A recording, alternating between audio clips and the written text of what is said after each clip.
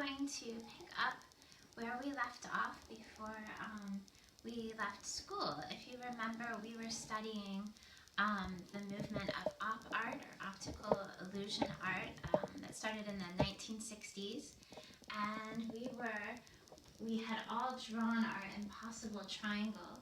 So sixth graders, you will just have the lesson of drawing the triangle this week, and then next week you can move into this lesson of painting it. So you'll see that I have directions on how to draw the impossible triangle on your in your lesson. So make sure you follow these steps. If you have trouble, there are also tutorials online, like you can just type in draw the impossible triangle.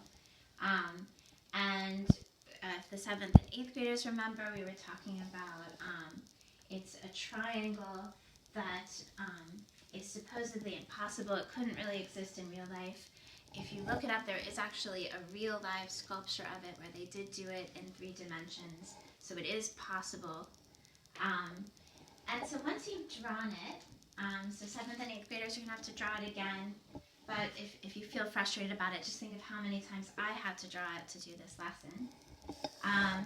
And you can shade it in one of 2 ways.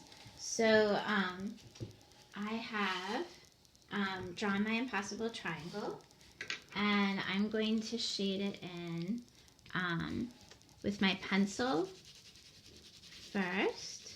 I'm going to have an area that I leave white and an area that I shade in a medium tone, and of course an area that's going to be very dark. So I'm, for the sake of time, just going to do this quickly. I know you'll do this much more neatly and carefully.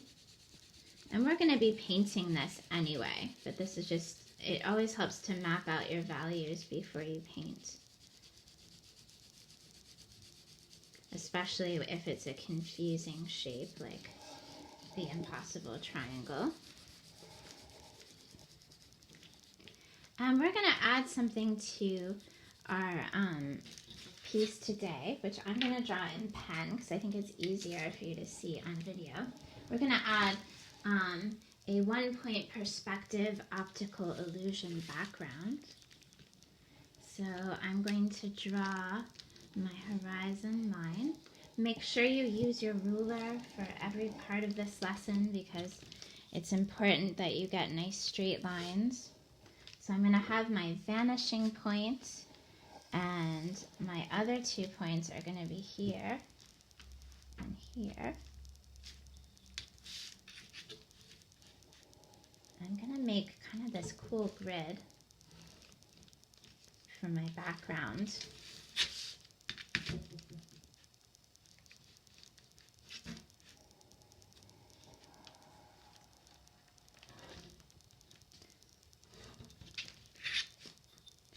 And so let's see, I'm going to keep adding more of these lines.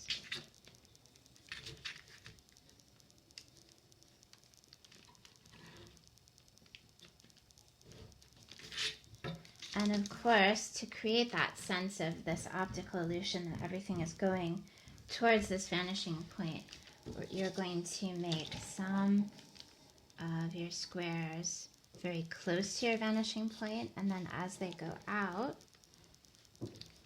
they're going to get farther and farther away.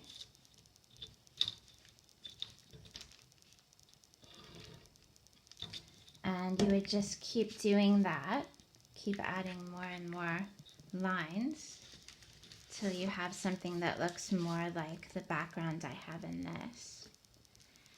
So then, as we were talking about op art, op artists would work in black and white. They would also did a lot with what's called color theory. They were really interested in how they could fool your eye using color as well. So in celebration of that, we are going to paint in our impossible triangle. You can do that in watercolor. If you don't have watercolor, it works fine in colored pencil too. So I'll do this one in colored pencil for those of you that don't have watercolor. So if you remember in the fall we were learning about how professional artists mix complementary colors to create value. So blue and orange, red and green, and purple and yellow. So to create my medium shadow on this, I had my orange and I mixed a little bit of blue into it. Now, one thing that could be an interesting activity for you too is to think about how that looks different than if I had just mixed in black. So here's a little value study where we keep adding blue to our orange. And you can see if you do another value study where you add black, which is what some people might do, it creates a different effect. And you'll notice that this, where you add blue and orange, tends to be a little richer and more vibrant in color, which is why many professional artists prefer to mix complements together.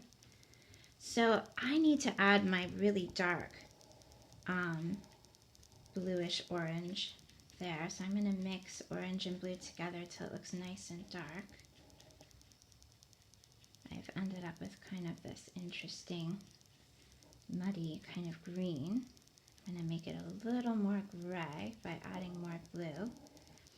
And if you want to use some masking tape to help you make sure that you keep your lines straight with the watercolor, you can, because it can be a little challenging to get a nice straight line. You want to use a relatively dry brush.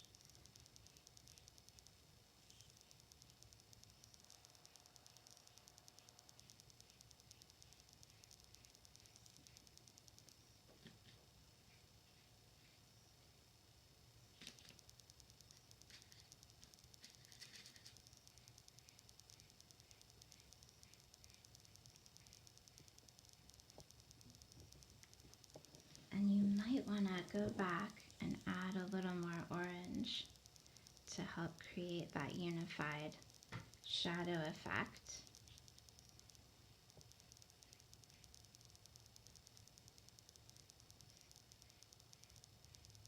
So then you're going to let that dry, and I'm just going to show you how you could also achieve a similar effect with your colored pencil, where you would color this in orange and this in, actually you could probably color your whole triangle in orange. I'm going to show you how you can do those different values. You can mix in a little bit of blue and then a lot of blue, and practice layering your colored pencils to achieve a similar effect. You can do it with marker too. It doesn't work quite as well and it ends up making your orange marker pretty dirty. So that's another option if you just have colored pencil.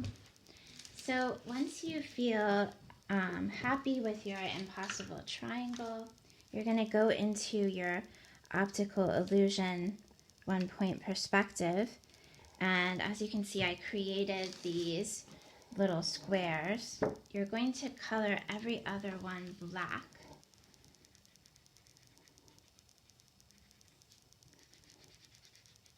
To create this interesting grid in the background that's going to come towards you in space.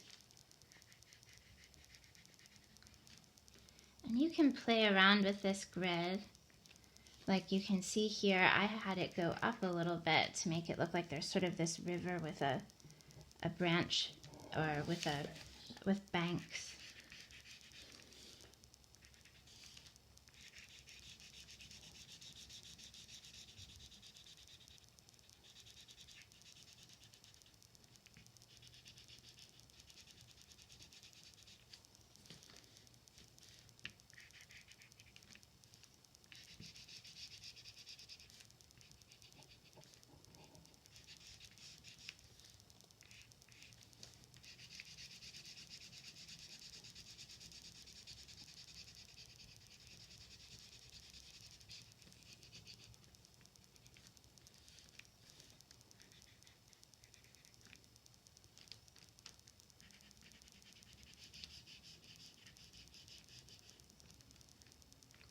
So you're going to keep working like that and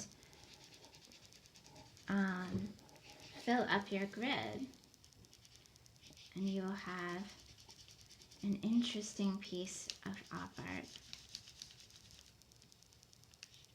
And feel free to add some color in the background if you wish.